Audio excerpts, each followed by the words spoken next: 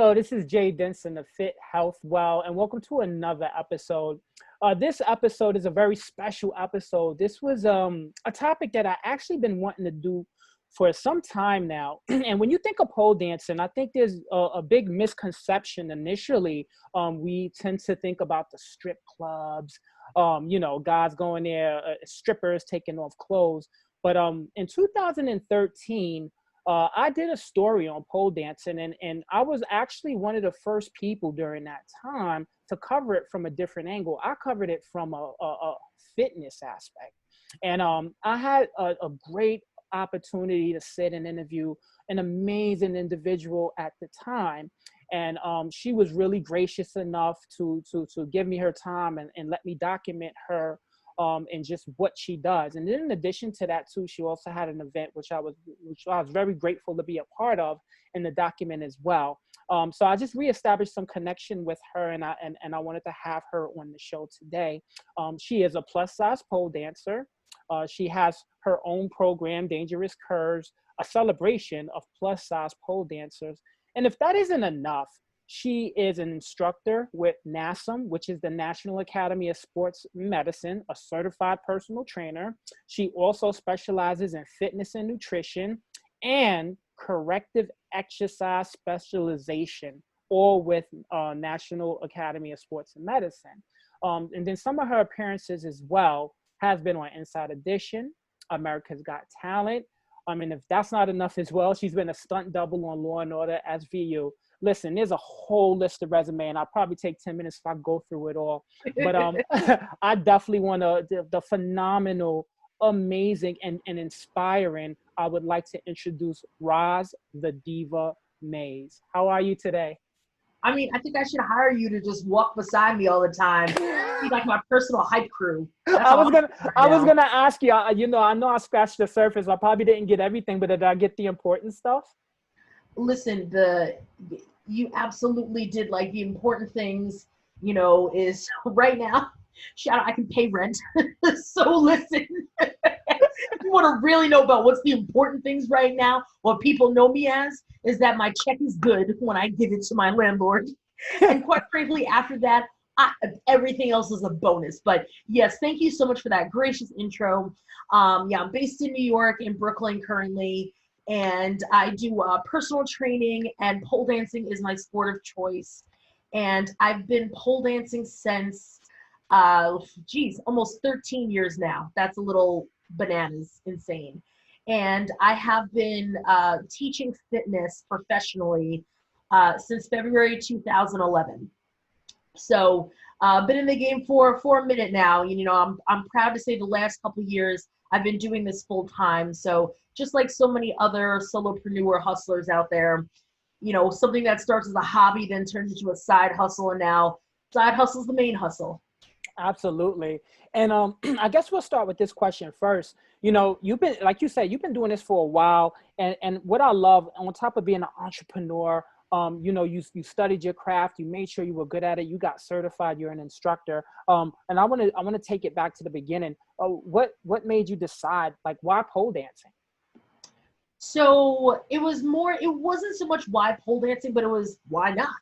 I tried it because it was a class on the gym schedule, and I was like, it's got dance in the title. I love to dance. I have a Beyonce complex. So I was like, oh, let me roll through, see what happened. And it was the most demanding and physically, like, it felt impossible at the time thing that I've ever put my body through. And it was bananas, but it was love at first sight. There's no question about it. After the first class, I couldn't lift my arms for a week. Back and shoulders were screaming because they were so damn sore, and I was exhausted, and I was in love. And it really that love has just basically climbed ever since. And when I started teaching pole, it was just a fun side hustle thing of what I was doing, but I had zero intentions of fitness ever being a part of my career path. And at that time, I was eyeing climbing the corporate ladder. And I was actually in nonprofit, but it was a corporate-y nonprofit. And so I had every intention of staying and slaying Wall Street. And then see what had happened was a few different employers over the years, they found out that I was pole dancing, and they're like, you know what? You should spend more time at the gym, AKA I got fired. So the last time I got fired, because it was more than once, the last time I got fired, it was as if the universe, friends, family, everybody was like, can you please keep it real and just do fitness? So that's how I ended up doing fitness and pole dancing full time. And I absolutely love it. And I'm very happy. I love that. And I think what you did is you unconsciously spoke to where you failed at, right? Because I'm in this space, and especially with our listeners, I think a lot of times when we see people on television or we look on the internet and we see, social media influencers or things like that, we see the good stuff, right? But we don't see the struggle. We don't see, what happened or what we had to sacrifice to get there. And, like you said, you got fired from your job because why? You was following your passion. And again, it was doing something that you loved. But my now next question to you is how did you come up with the concept of like, okay, like this is serious, and these are the next steps to being an entrepreneur? Well, I was very fortunate because I'm in New York City, which is like 40% weirdo artists, which I'm very much a part of that. So I had a number of friends who we all started kind of polling around the same time as each other. And I had like one by one, every couple months, one of us would take the big leap, as I like to call it, and go from whatever job that they had that was logical and made sense and threw all that shit away to be a pole dancer. Sorry, I'll watch my language if I need No, to. it's okay. It's totally Okay. fine. Yeah. So they'll throw that shit away to then do pole or gym stuff or creative endeavors. And while I didn't have an exact blueprint, I kind of had an idea of how a career realistically was going to look. And I understood enough that I knew if I wanted to do fitness full time, I couldn't just do pole dancing. I was going to have to teach different kinds of fitness classes. And I do, and I absolutely love it, and I have a great time doing it. And I see also, if I'm going to really go ahead and make, substantial income, particularly from the pole dancing portion of my business, then that involves a lot of travel, which is great, but exhausting. It bounces between great and exhausting. And both of those are true at the same time, essentially.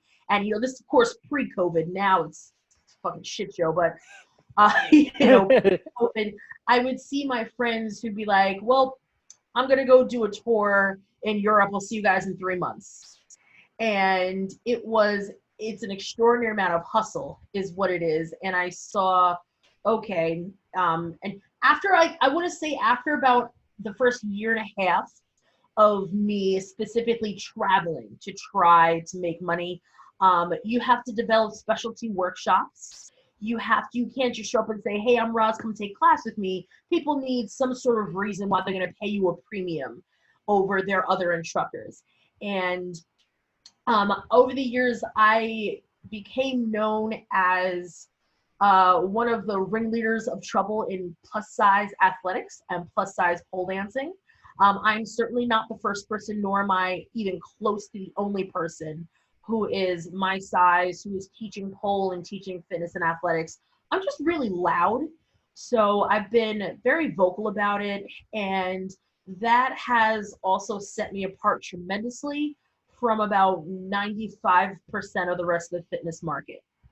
So I was fortunate that I didn't have to figure out my shtick necessarily, or like go far beyond outside myself to figure out where I fit in or what my message was going to be, because I knew what my message was. It was working with plus size athletes.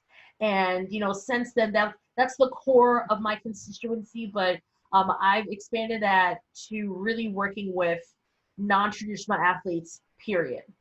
And so there's a lot of plus size, but then I also work with athletes across the gender spectrum, across the abilities and adaptivity spectrum.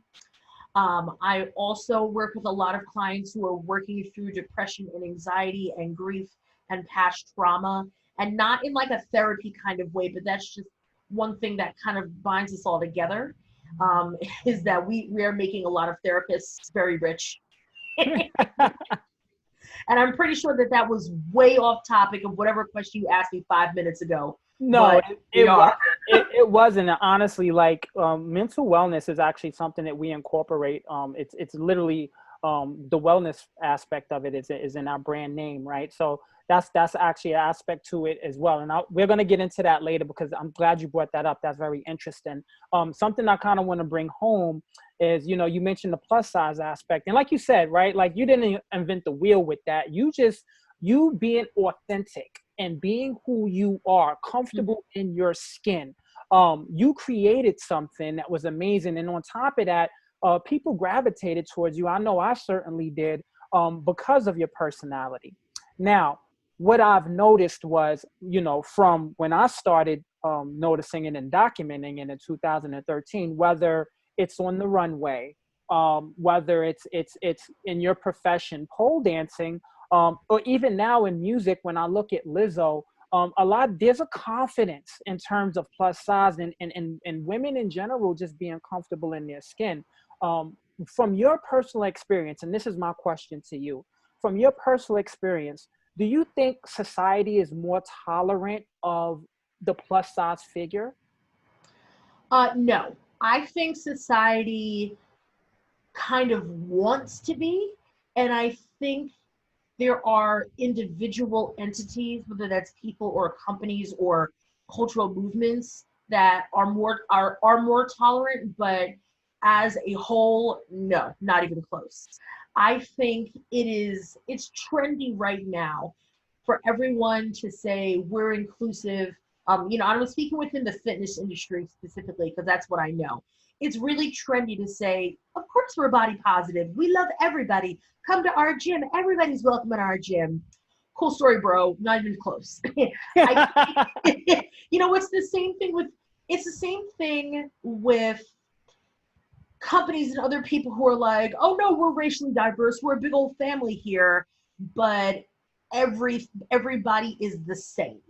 Everybody's from the same racial or ethnic backgrounds. They're like, we love everyone. It's like, not saying that you don't, but there's a big gap between people's words and their actions. And I think there's a gap because inclusivity is expensive as hell.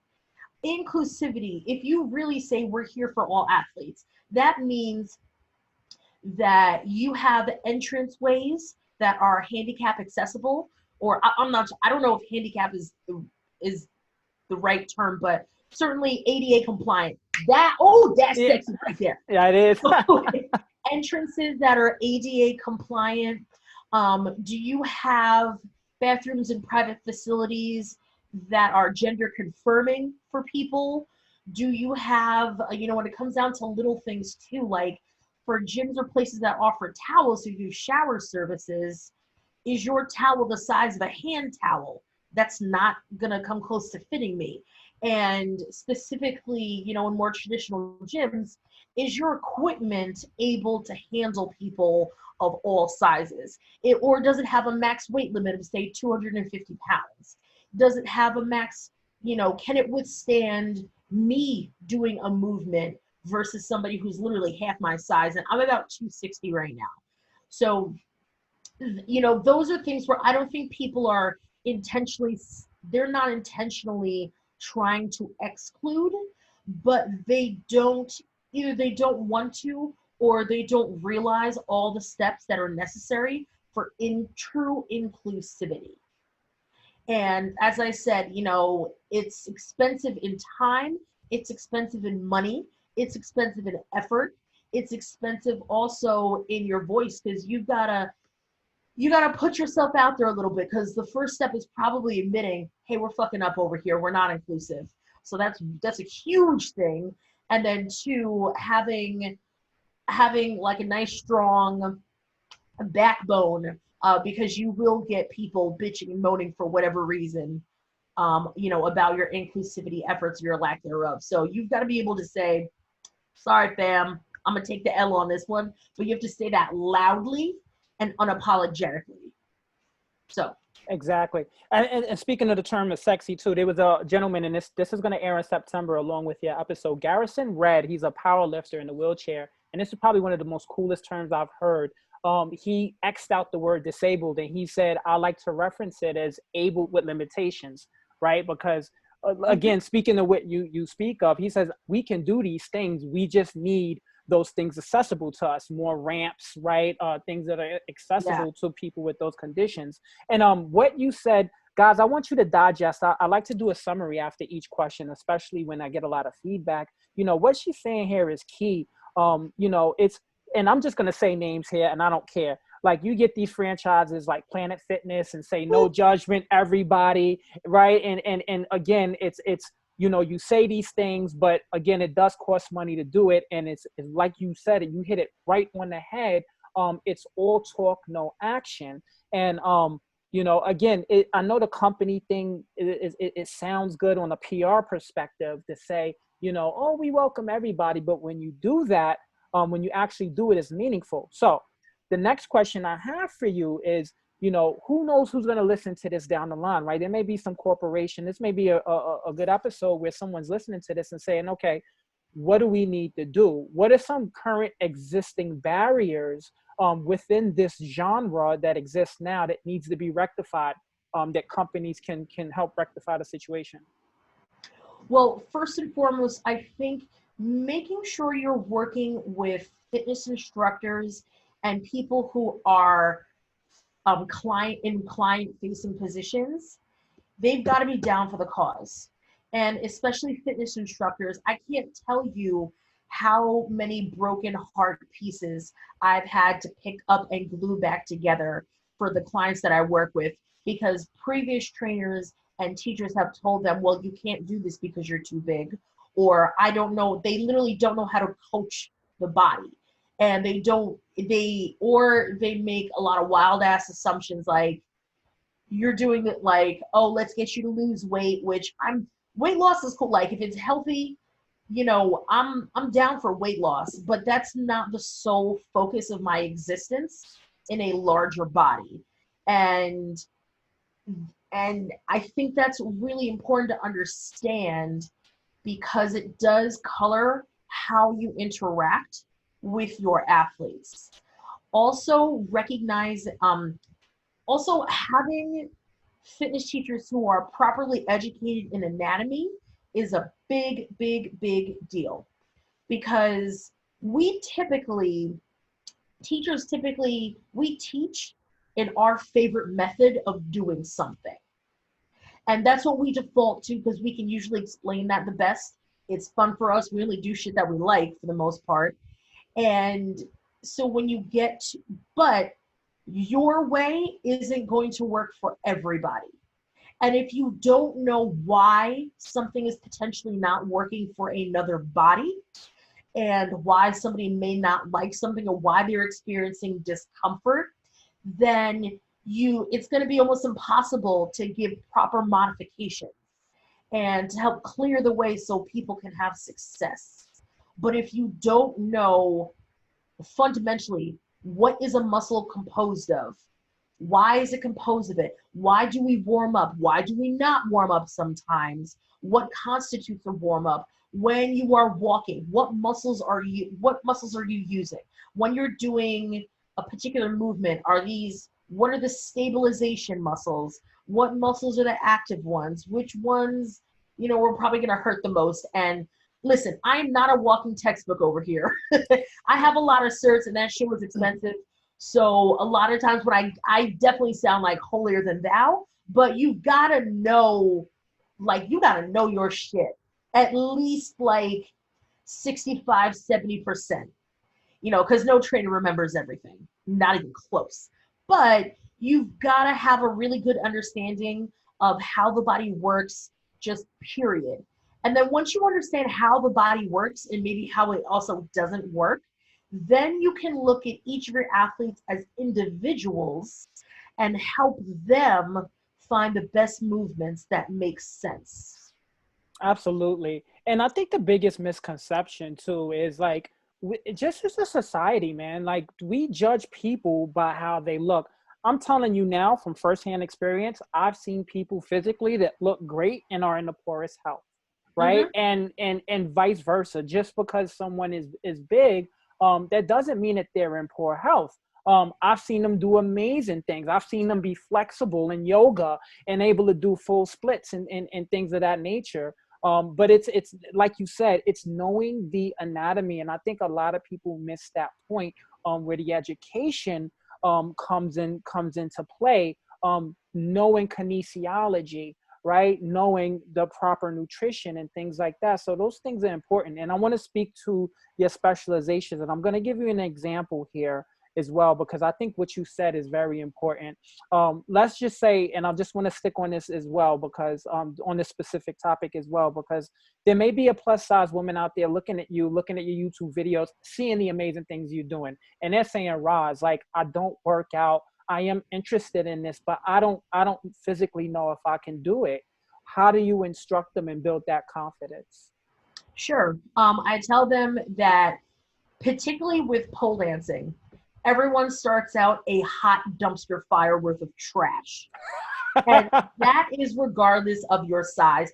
I start out every single intro class telling these scared, nervous people, I was like, I'm here to tell you all your fears are going to come true.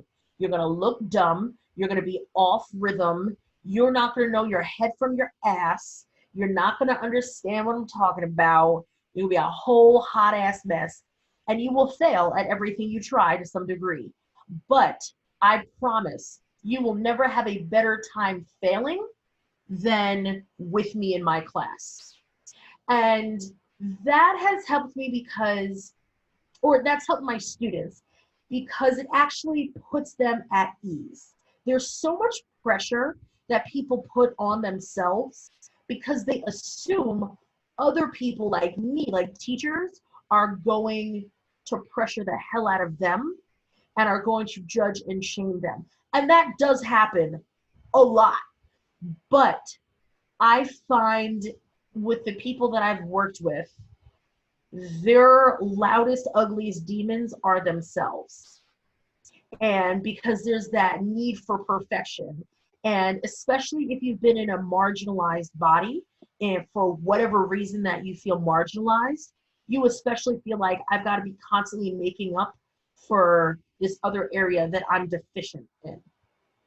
And when you take away, like, look, let's just call a spade, you're gonna look like a hot ass mess, then people will, or they're like, well, let's at least have a good time. If the ship is gonna sink, we can make it a party boat or Titanic. Titanic, that's sad as shit. I'm doing some tequila shots on the way down. And when I put it like that, people are like, fuck it, let's just do it.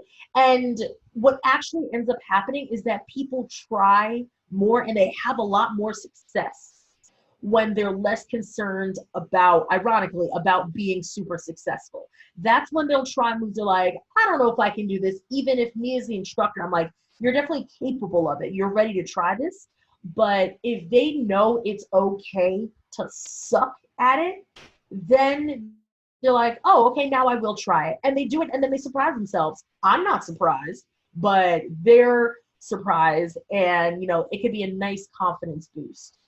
I love that. And initially, you know, as you explained, what you initially do, or what it sounds like you do, is you strip those insecurities, right? Because I think the first initial response is fear or embarrassment. And you say, look, you tell it like it is. You say, look, it's going to be a hot mess. It's going to be garbage. Mm-hmm. Expect to fail. And, you know, again, even when I'm hearing that as well, in whether it's working out or anything in life, when you gravitate towards that and you accept it, then you can perform the task much better.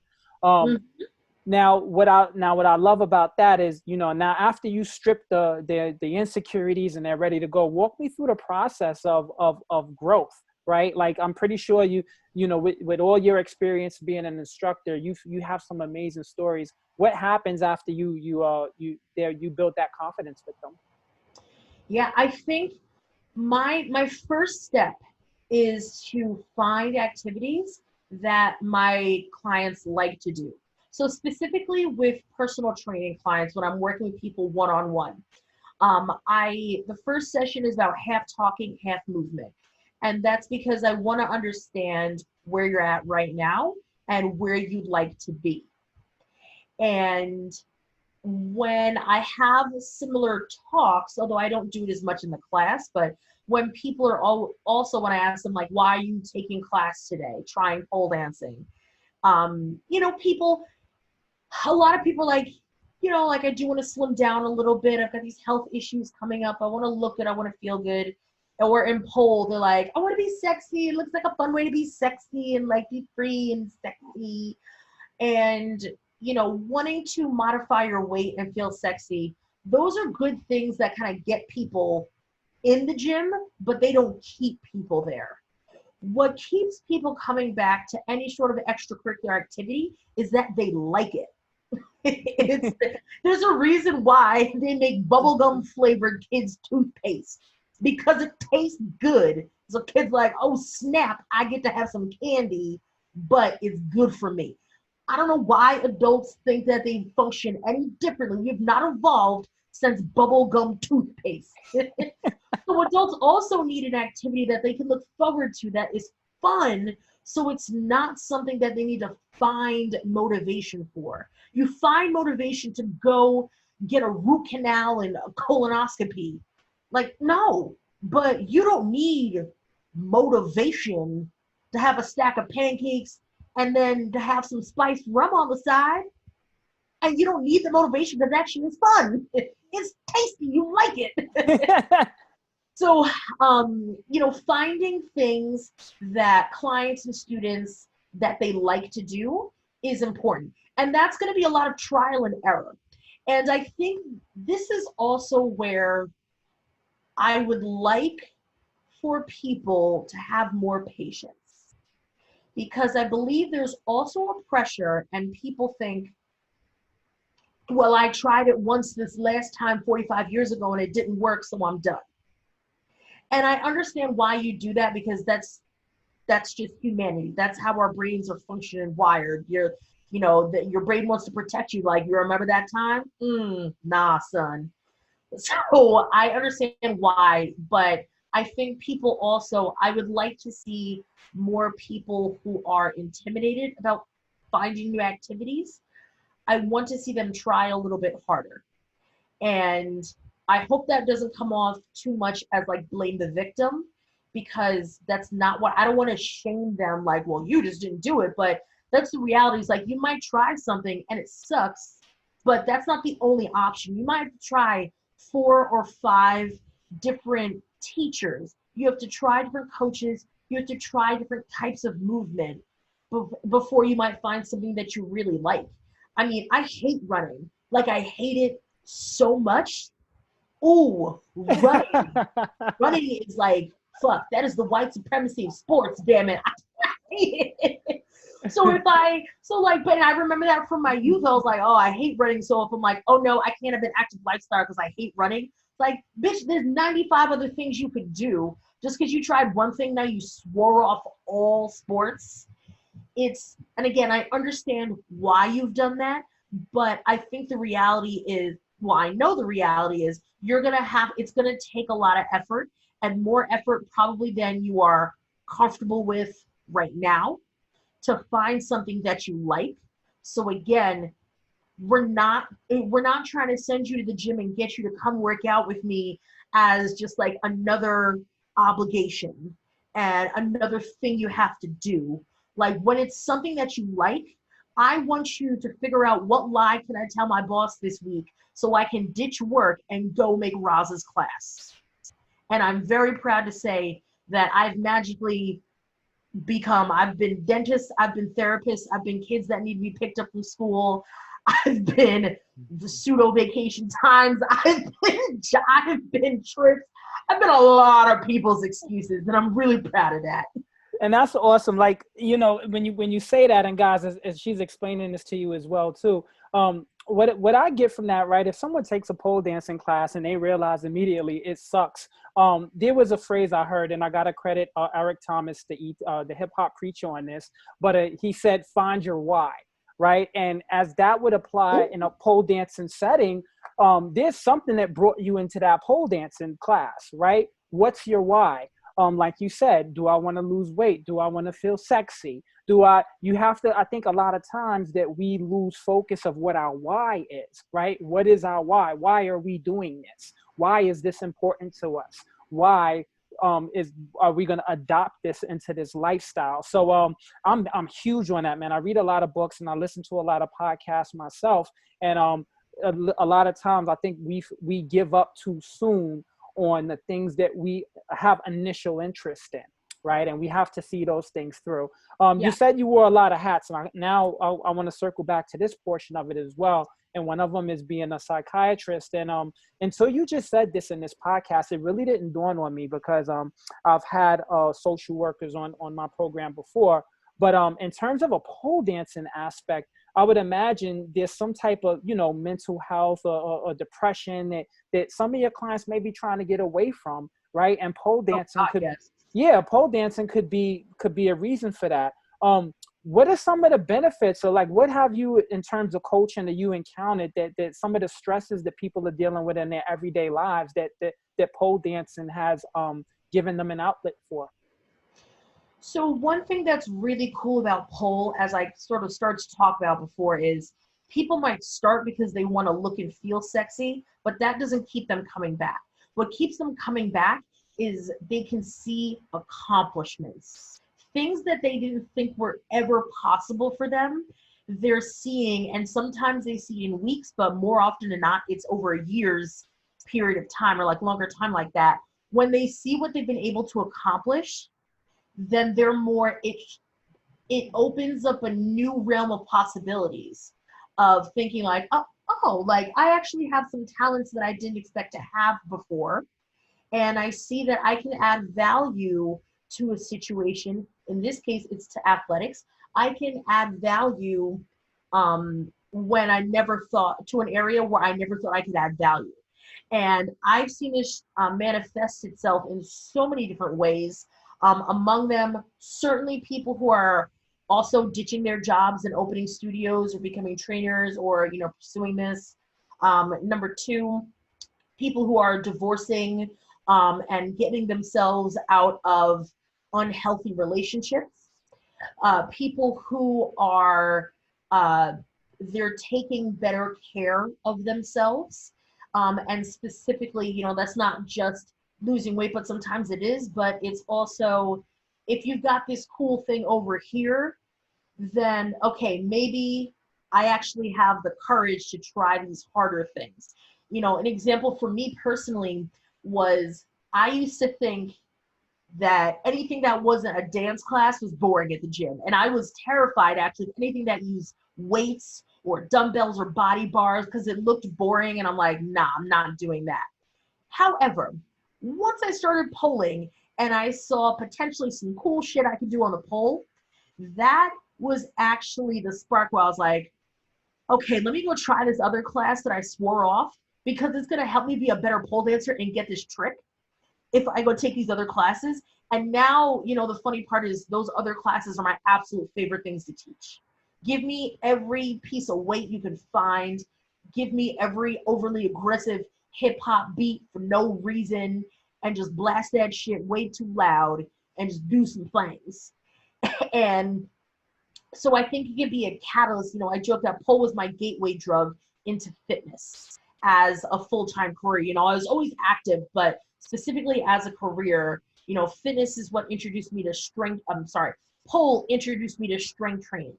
And you know, the idea of lifting my own body weight and using my body weight to support somebody else's body weight, and resistance training, and so many things like that. So it does have a cascading effect. I think this story is so profound to me. But I was one of my clients, let's call them Beyonce. Hi, Beyonce, by the way. Hey, Um, Beyonce. one of my clients was and is working through past trauma related to fitness and her family and her weight. Essentially, growing up, her family had used exercise as a punishment for her weight. And spoiler alert, didn't work.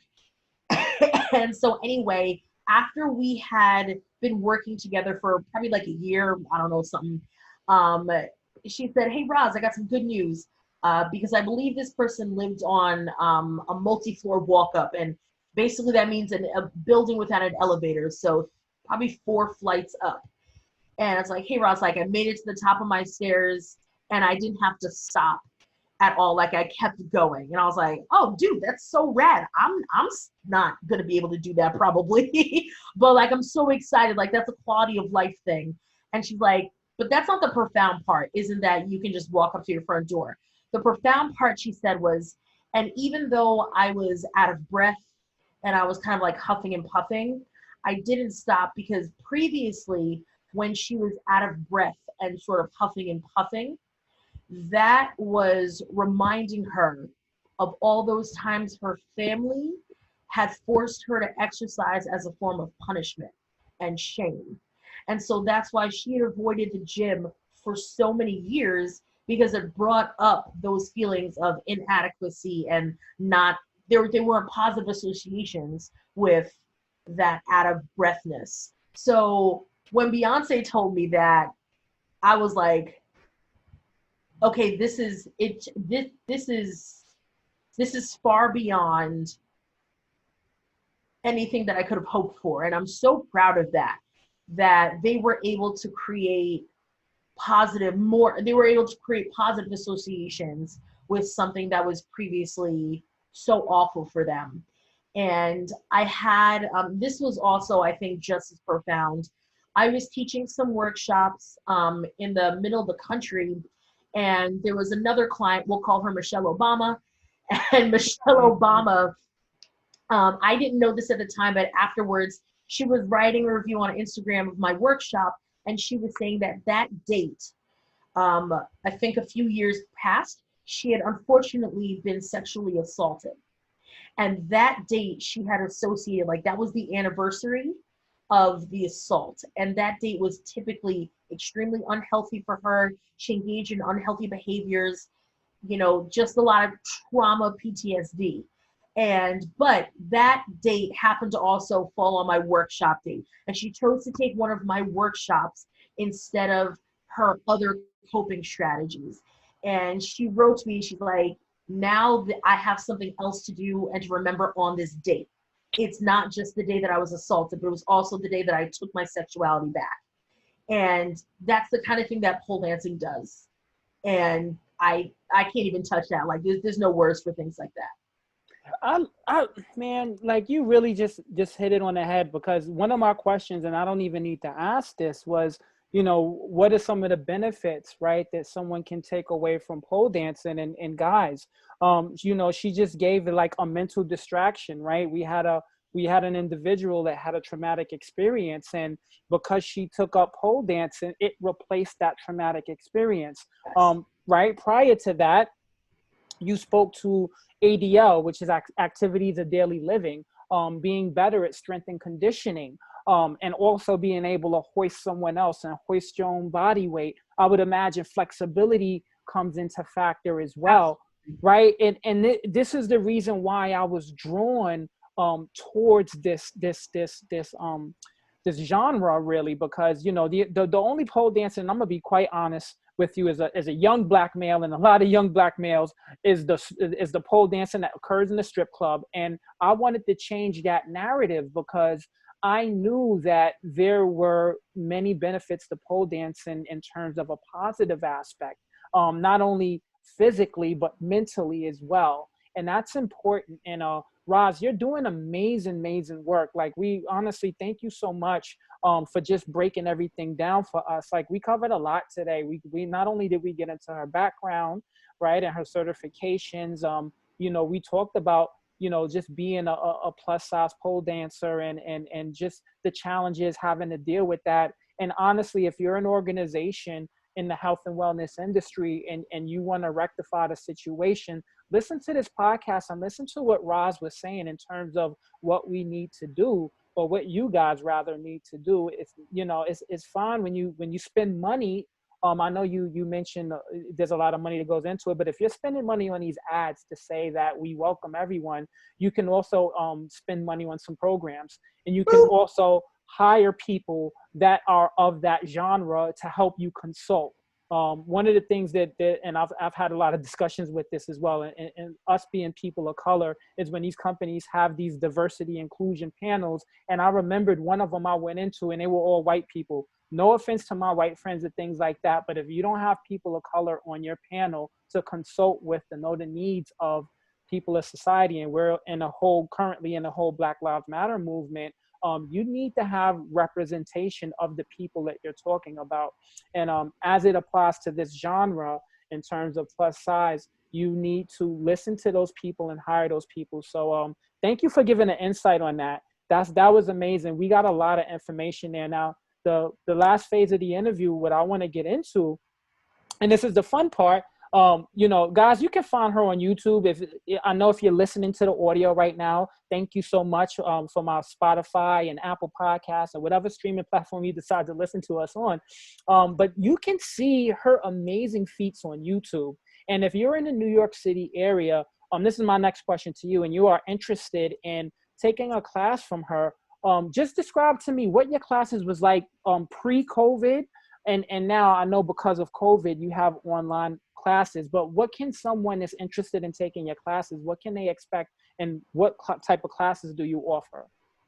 Sure. So I have both Zoom. I said both, but it's more than two things. I have Zoom classes, live Zoom classes. I also have personal training sessions, also over Zoom. And I also have fitness and pole classes on demand. And Patreon is one of my new favorite programs, or I should say platforms. And essentially that's a monthly subscription to different fitness resources from me directly. So the highlight of my of my Patreon is pre-recorded exercise videos, and each video is about 6 to 8 minutes long, and they break down, we break down one movement and we do it in detail, and I try to give you as many coaching tips as possible how you can rock that one singular movement per video. And my idea behind that is, if you go to a group fitness class, like another barrier, whether it's online or in person, another barrier to people joining classes is that they're like, I don't know what to do, and I don't want to look stupid because I don't know anything about this, so I'm not going to try. But so education is a huge piece of what I do.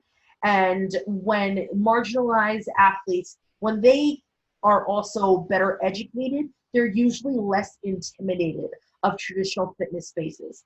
So that's one of the goals of my Patreon, of these videos, is educating people, like, why are we doing this? How should it feel? How should you feel? What's going on? Besides that, I also have a number of pole dancing classes, a part of bodyandpoleonline.com. And you can also get all this info from my website. And those are pre-recorded low-level pole dancing classes. So if you can't see me in person, I've got 25 plus videos on there. And that platform is actually part of a much bigger thing. It's a part of one of the studios that I work with. So it's not just me there, but there's probably 20, 30 instructors, and we're all teaching different kinds of things. So that's also another great value. And also working, it is such a toss-up right now, because in New York City, we got low-key destroyed with COVID. And we took we took a big brunt of it, at least in the early days of COVID. New York City was devastated. And the fitness industry in New York City was also absolutely devastated. And we're trying to open in-person classes back, but how that looks, I couldn't tell you right now. I know the classes, when they do happen, they'll be small and they'll be without any shared equipment. And at least classes, that are indoors, that kind of need that indoor setup. So right now it's hard for me to say what that's going to look like because we haven't tried it yet. Looks like we're on the path in a couple weeks to get that on and popping, but it is still like a giant question mark. But what is not a question mark, though, are my online resources. Those, if there's a silver lining to all this pandemic nonsense, is that I finally got my shit together and did some things online.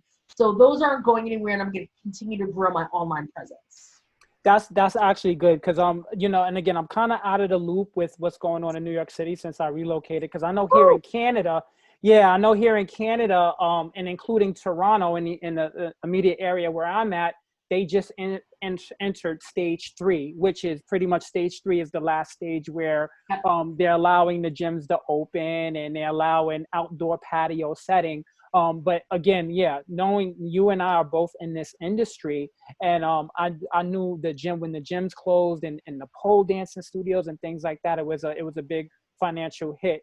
But the upside to that as well, though, the good thing is a lot of PTs, personal trainers, and instructors, they have moved that business online. And it is thriving. You're still able to monetize, thankfully, for the people that are doing it successfully and have a good following, and they are great instructors. Their clients is following them online. So again, make sure you check her out.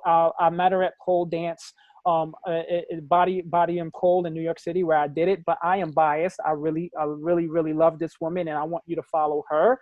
So sure. I'm not thinking about that. That's not a bad idea. Yeah, absolutely. So make sure you follow her. Rozs, 3 things I want you to give the people, and I'll provide this information and the credits on our YouTube channel, but I want you to give everyone your website. If anyone wants to reach out to you via email, I want you to give them that. And then also where are you on your social, like your Instagrams or Facebook? Let's share that. Sure. Rozz, R-O-Z, the Diva. That is my website. That is Instagram. That is Facebook. That is Twitter. That is the whole shebang bang. Is rozzthediva.com, at rozzthediva. And through my website, my email address is, that's where we get government name. It's roslyn.mays@gmail.com. But you can send me an email from my Instagram. It's on there. My website's got that info. But if you Google Rozz the Diva, you good. Exactly. And she's not exaggerating. She's not, because when again, it's been a 7-year time span between me relocating from New York City to Canada. So I'm just getting into as I had the discussion with her before, there's a lot of good people that I met in this industry that I'm reconnecting with. So when I Googled her, all her information came up, which is a testament to how long she's been doing this, how good she is at her craft. And if you are interested in the art of pole dancing and being a recipient of the benefits of it, you should definitely reach out to her, because she's doing the damn thing. And I admire her. I have a professional relationship with her, and that's going to continue even after this podcast. So Rozz, thank you so much for taking the time out your day to speak to me and my listeners. It's greatly appreciated. Well, I appreciate you reaching out and giving me a platform to run my mouth. So definitely, the whole squad behind you. Thank you so much, everybody. Yeah, and when we get out this whole COVID thing, and we, it'll never be the normal as we once knew it. But again, once we kind of get back, society kind of gets back to the little things that we were familiar with. And that's you being the great entrepreneur that you are. We want to keep tabs. I'll definitely love to have you on a future season just to get an update and we could talk more about any future projects that you have on. So again, thank you so much for coming on the program today. And again, as Rozs said, our Instagram and everything is pretty much seamless. Again, it's Fit Health Well on Instagram, on Facebook, and on YouTube as well. And then also we have the website, fithealthwell.com. And then if you'd like to be a guest on our show, or you would just like to give us some feedback, you can also shoot us an email at fithealthwell@gmail.com. Again, I am very grateful for you guys for listening and tuning in every week as I bring you a brand new episode with a special guest within this industry. I love you guys very much. And until the next episode, I'll talk to you later.